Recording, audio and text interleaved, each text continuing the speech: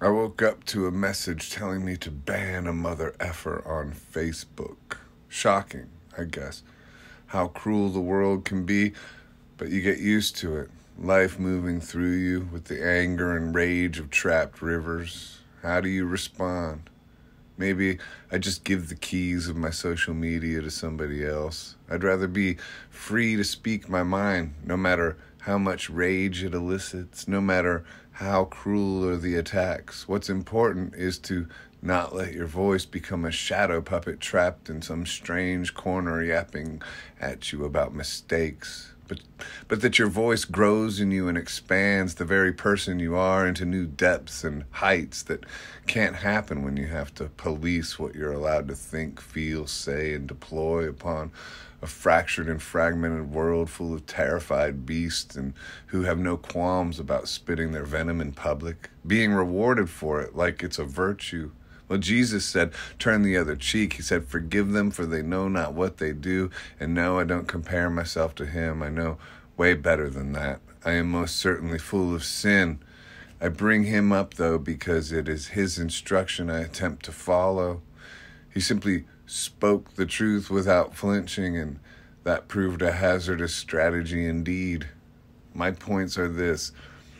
I believe in freedom. I believe people have the right to choose what they do and what they say, and provided they aren't insane or extreme, they should be allowed to do that without fear of bullies spitting the turmoil of vagabonds all over their page, without fear of death or incarceration. I believe entirely what at least half the country believes, most of which are too afraid to say it out loud.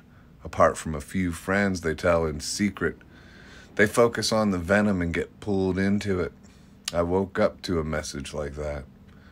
But I will instruct my friend to no longer tell me about things like that. Let those voices of rage echo against strange walls reflecting for eternity. If I had focused on that this morning, called my friend, found out what was said, allowed the punch to hit my gut, or whatever the case may be, allow the joke into my skull, could I have been free to write this morning's poetry? Remain an original expression, fragile as glass, reflecting a light inside? Probably not.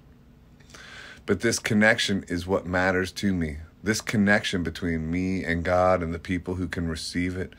And it ain't an ego thing because we all have it.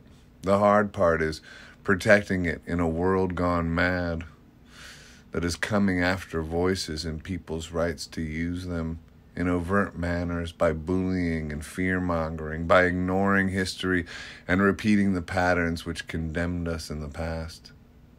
The White House told Spotify to do more regarding censorship.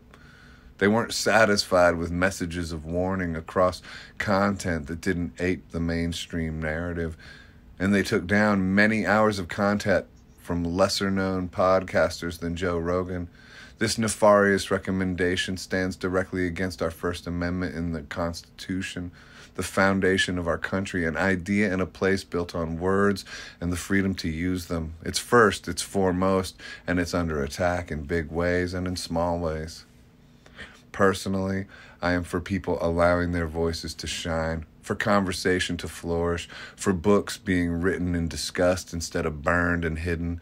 The danger is obviously in allowing only one side of a conversation to be heard, to be had. Obviously, that is the danger. You have the choice what to listen to and what to take in. And you have the choice to let your voice be heard or not, to allow the truth as you see it to be expressed, to move forward in the wisdom and grace of expansion and expression. The world will try to shut you down, but don't you let them do it.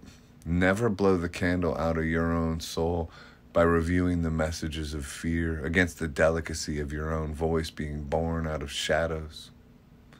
I hear you in the other room talking like a baby. I'm gonna go say good morning, praise Jesus, kiss your mama, and thank my lucky stars. Good morning.